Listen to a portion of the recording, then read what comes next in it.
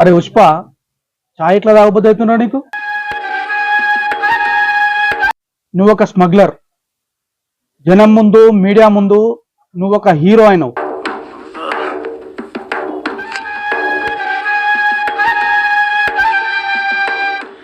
నేను చెప్తుంటే మీరేదో గొప్పగా సాధించినట్టు అనుకుంటారు కదరా. మీరు నా నుంచి ఎన్నోసార్లు ఇప్పటి వరకు తప్పించుకున్నారు. ఈసారి మీ వల్ల కాదురా తప్పించుకోవడం. నువ్వు బీడీలు పొగాకు స్మగ్లింగ్ చేస్తుంటావు, అయినా నీ పైన ఎన్నో కేసులు ఉన్నాయి. రాజకీయ అండతోటి బయటపడుతున్నావు. ఈసారి తప్పించుకోవడం నీ వల్ల కాదు. ఖబర్దార్. ఈ మధ్య నువ్వు 300 కోట్ల రూపాయల బిజినెస్ చేసినావు. నువ్వు కారులో వెళ్తున్నప్పుడు దేవకిని అనే అమ్మాయి యాక్సిడెంట్ చేసి వెళ్ళిపోయావు కదా, అప్పుడే ప్రాణాలు కోల్పోయింది అమ్మాయి. బాబు సీరియస్ ఉంటే సిపిఆర్ చేసి మేము బ్రతికించాము. నువ్వు వచ్చి ఏమన్నా పరామర్శించావా? ఆ కుటుంబాన్ని నువ్వు ఆదుకున్నావరా?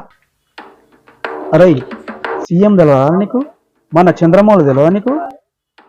సీఎంతో పెట్టుకుంటే ఇలాగే ఉంటది. ఏంటి? ఇలాగే ఉంటది.